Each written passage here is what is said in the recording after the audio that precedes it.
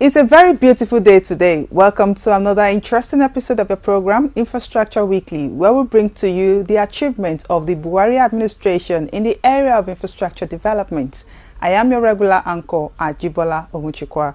Join us after this break as we go into the program proper. Stay tuned. Coming together of opportunities. This is what infrastructure is the backbone of development, which explains the Buhari government's effort at bridging the facility gap.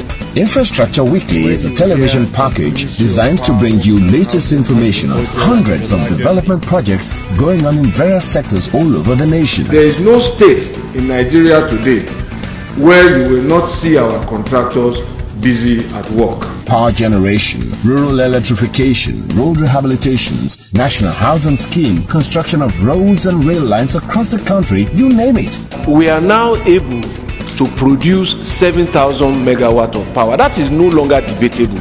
Infrastructure Weekly is Nigerians working together for a better Nigeria. So be better informed to take better informed decisions. Watch Infrastructure Weekly, showing on Channels Television Thursdays 2:30 p.m., NTA Network Wednesdays 5 p.m., and Core TV News Fridays at 8 p.m. Infrastructure Weekly, making development known.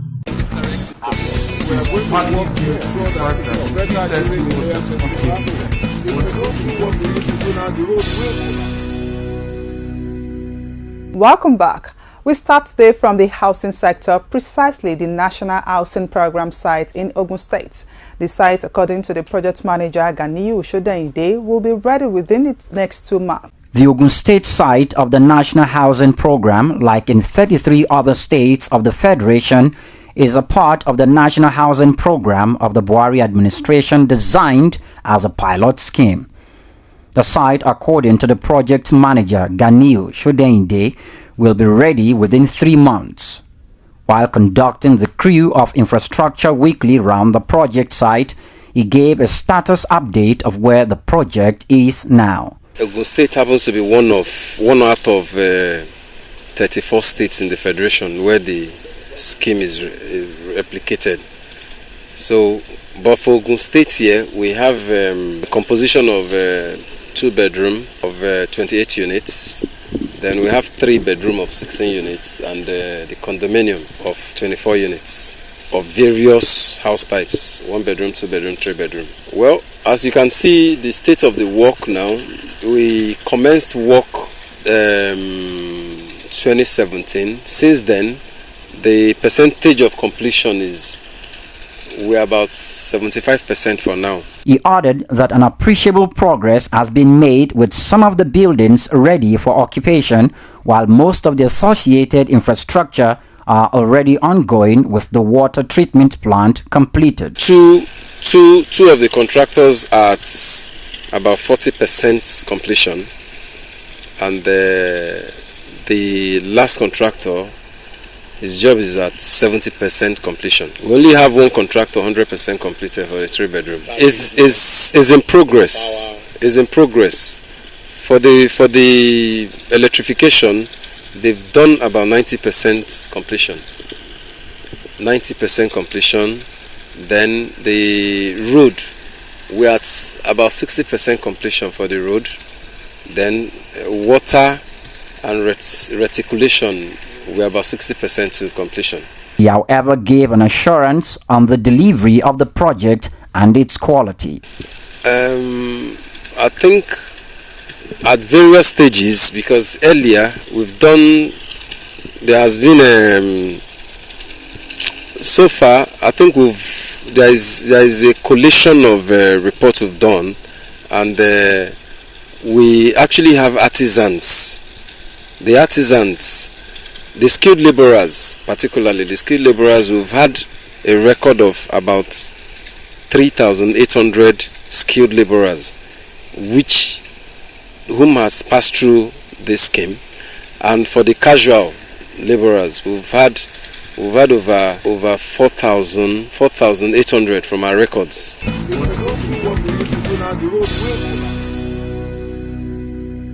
All public buildings and infrastructure will from now come with a ramp to ease accessibility for Nigerians living with disability as part of reforms and in compliance with Disability Rights Bill. These, according to Minister of Power, Works and Housing Babatunde Fashola, will help in protecting the right of people living with disability and be more responsive to the challenges facing Nigerians. The signing into law of the Disability Bill by the President recently has guaranteed the protection of people living with disability. According to him, the law imposes a condition that within 5 years, all buildings must comply with the regulations, make them friendly and usable by people living with disability. The Ministry of Power, Works and Housing states that the installation of proper lifts, creating ramps, altering of structures and facilities have to start. Apart from lifts, there must be ramps. And by ramps, I mean real ramps, because I've seen some attempted ramps. There must be ramps where people sitting in wheelchairs can operationalize themselves without needing to be pushed. So our architects must brace up in designing the ramp at the proper slope and at the proper gradient. Some ramps are hills. They are worse than if you didn't try to put a ramp. All of those must go.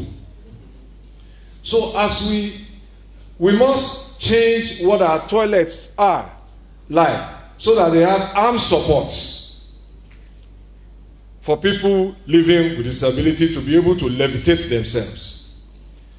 Our parking lots must now have designated minimum number of parks for people living with disability.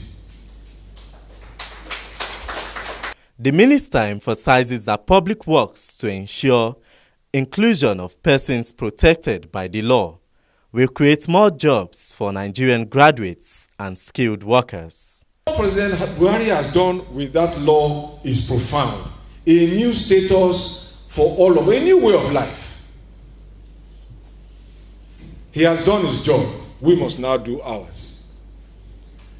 So we have to retrofit all those buildings within the next 5 years.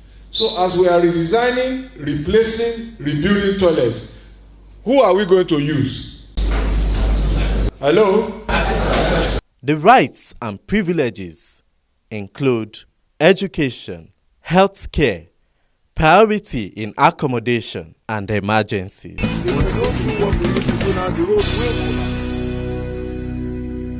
Still staying with the housing sector, the federal government has commissioned the first set of houses under the Federal Integrated Staff Housing Program of the head of the Civil Service of the Federation for civil servants in Abuja. The scheme, which is designed as a way of easing the accommodation challenges faced by the civil servants in Abuja, has in the first phase 151 units located in Kuje. Other phases, according to the head of service, will be commissioned within the next few weeks.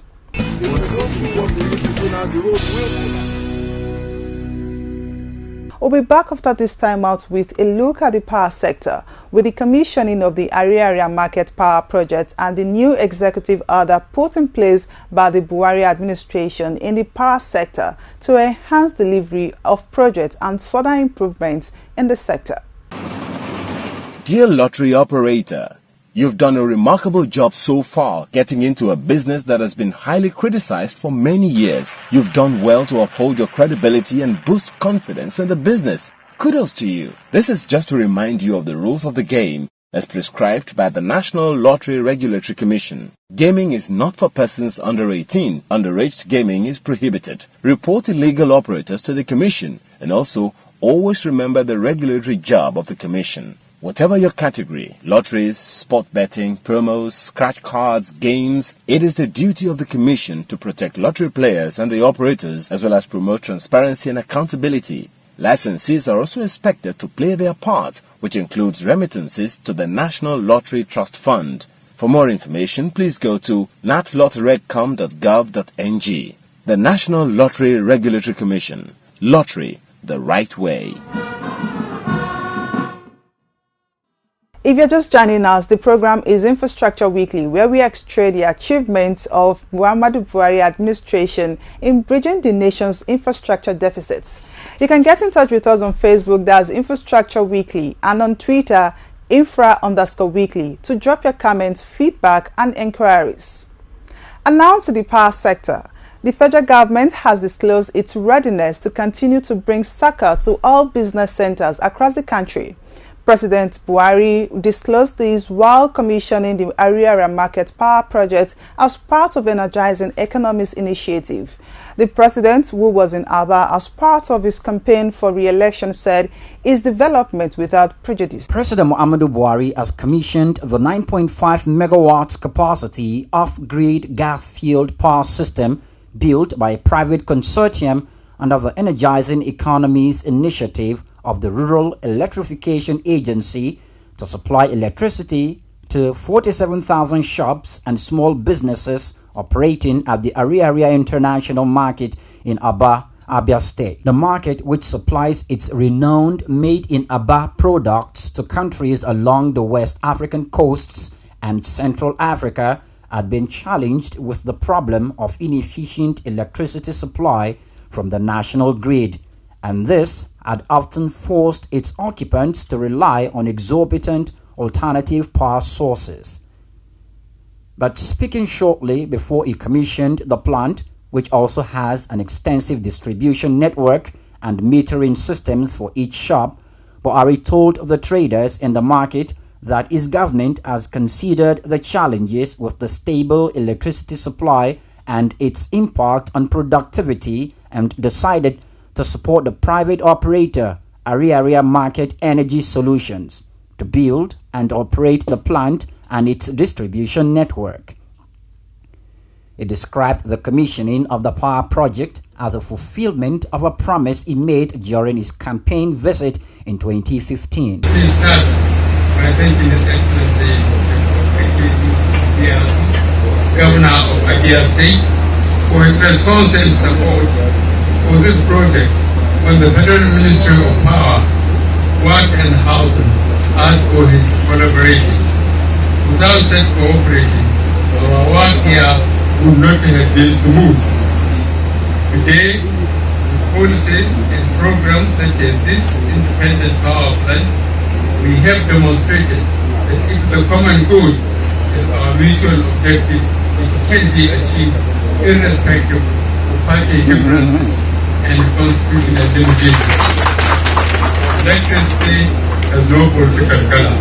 For his part, the Abia State Governor, Okezie Ikpeazu, said the project will help in enhancing the capacity of the made-in-Nigeria products popularly made in Ariaria and other parts of Aba. I'm happy to say that when this option came for power provided in this very, very beautiful way, we all rallied around and said we must do the needful to give Aba the option of which power source to choose.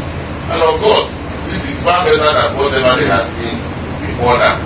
And I'm happy to say that Aba is perhaps one of the few areas where we have had uninterrupted power for at least a few shops in this market for more than 2 years now, with opportunity to scale up and in fact energize the entire work. I'm also sure that many houses around here are applying to the area to be allowed to get into this beautiful initiative. I want to say today that capacity building is to be one of the problems and the solve because we sent 30 young ordinary shoemakers from this market to China to go and learn how to do shoes in an automated way. The Minister of Power, Works and Housing, Babatunde Fashola, while speaking on the project, said it is in keeping with the promise by the federal government to empower the small and medium-scale enterprises and propel national economic development. He added that the commissioning will also ensure that employment opportunities are created for the youths with a knock-on effect on gross domestic product. This project has delivered 15 meters of cable made in Nigeria by small businesses. It has 15 kilometers, of cable made in Nigeria by small businesses. It has delivered 780 concrete poles made in Nigeria by Nigerian businesses. It has provided 150 transformers. It has delivered a customer care center where anybody who is connected to this place has a problem can go, and there are young people working there. It has also supplied 4,000 meters, and we are still counting because there are 33,000 shops more to go.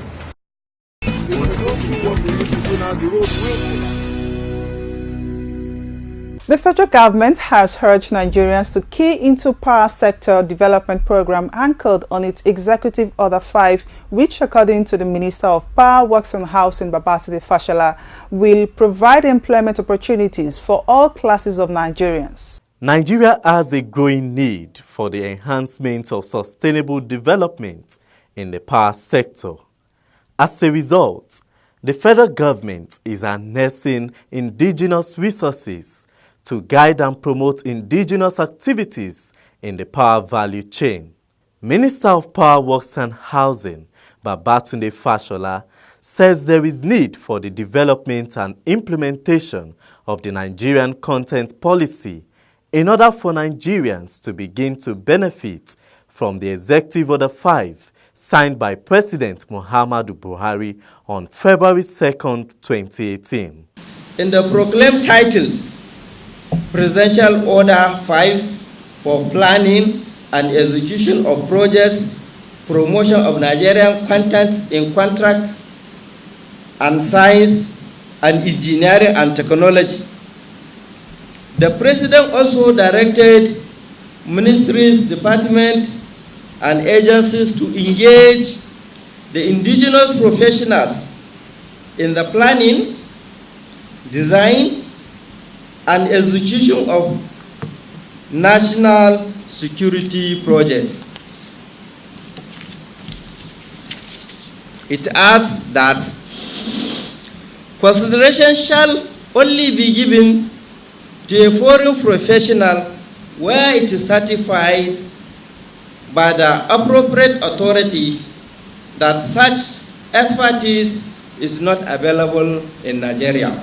The Nigerian Electricity Regulatory Commission has keyed into the policy by organizing a stakeholders workshop to develop a proactive initiative on minimum specification of Nigerian content and requirements for labor in the power sector. This initiative, according to the chairman of the commission, will promote the application of science, technology, and innovation towards achieving development across all sectors of the economy. We must support the opportunity, and we must seize the opportunity to capture a larger national content, and by no way should we relax our effort, because it will deliver the benefits to the Nigerian economy through what I know, job creation, employment for our people, so that our people, for the people, by the people, will be democratically engaged in this production of services from generation, transmission, distribution, and appliances to our dear country. It is therefore my hope that you will address what we need to do to build that human capacity through technology acquisition that is man-made, that is Nigerian-made actually. There we can say, ask us first. We can do it.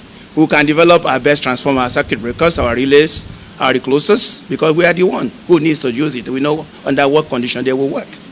So it is in this regard that the opportunity for you as manufacturers is immense. We cannot let somebody take our joy from us. We have the human resources, we have the physical resources, and thank goodness, we have everything that makes us a Nigerian of the one we want to see. The Nigerian electricity supply industry used to be heavily dependent on imported human resources, material, equipment, and services, consequently vulnerable to foreign exchange availability and rates, to the extent that contracts for gas and generation were dominated in foreign currencies. However, the Executive Order 5, being gradually implemented by the Ministry of Power, Works and Housing, will foster local skills and technological development, use of local manpower, and local manufacturing products in the country. You can't, practically determine what the future will hold 100%. But when you prepare your youth, prepare the citizens of your country for the future, anything that is changing, they will know what to do.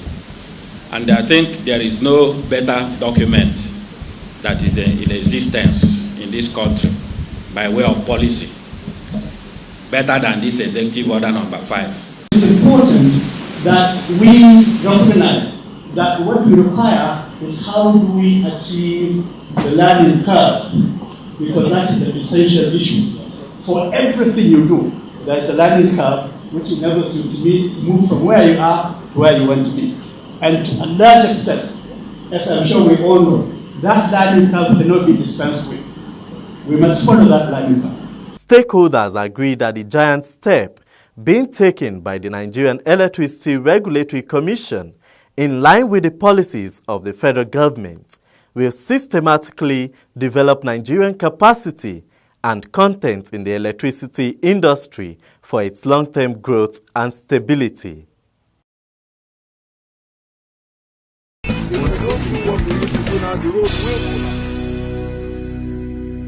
If you're just joining us, the program is Infrastructure Weekly. For feedback, inquiries and comments, you can get in touch with us on any of the social media handles scrolling on your screen.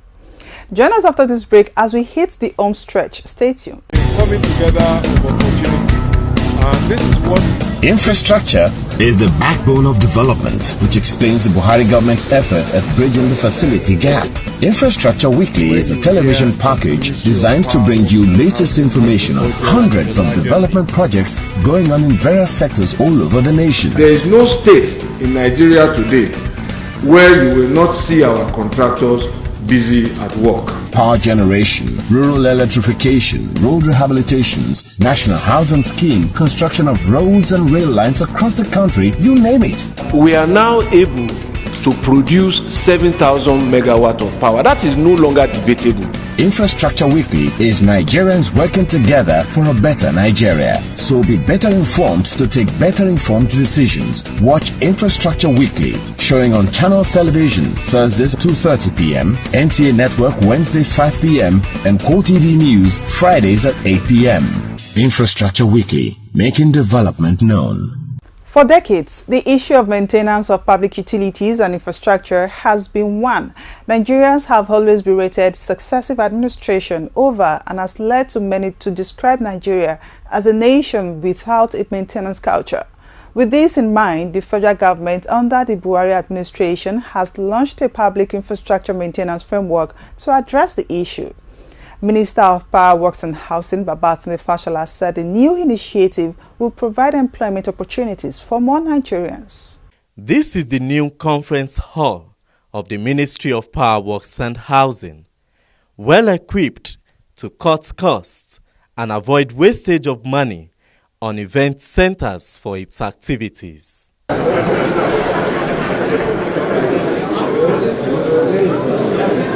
The countless number of damaged infrastructure facilities in public buildings reveal a poor maintenance culture. Gathered here are stakeholders of government agencies, representatives of the National Assembly, construction industry, and directors in the ministry to get first-hand the presentation of the Ministry of Power, Works and Housing Maintenance Framework created under this administration to keep infrastructure alive in the country. The policy trust proclaims that all public buildings will be maintained in a manner to preserve its value and to ensure that it serves the purpose for which it was built. The Minister of Power, Works and Housing, Babatunde Fashola, says the policy will be in line with the Executive Order 5, while stating that maintenance is not just an act, it is also an economy. It is also meant to empower the middle class, those who are in small and medium scale enterprises, manufacturers of cottage industry produce equipment, those who make paints, who make nails, who make electrical fittings, wiring, and all of that, and generally drive the growth of Nigeria's economy. So, as we sit down here today, we're turning a new curve. We're opening a new chapter of economic prosperity. Stakeholders, including the head of service of the Federation, laud the policy while stating that it is a giant step in the right direction. With this clear and comprehensive sustainable maintenance policy, there is bound to be a lasting improvement in our maintenance culture, as it will open a new chapter in the overall maintenance of public assets and facilities. I will be collaborating with you to define the level at which a work is satisfied under maintenance and where it moves into a proper work, so that will be able to guide us during our budgetary process. This is going to save us a lot of resources, it's going to create a lot of jobs, and I want to join my colleague by saying that any responsible and responsive legislature will support this, and I'm assuring you, on behalf of the Committee on Works, we will support it in every way we need to. The Federal Executive Council had on the 9th of January approved the National Public Building Maintenance Policy to ensure maintenance of public infrastructure and create economic benefits for Nigerians, especially the unemployed.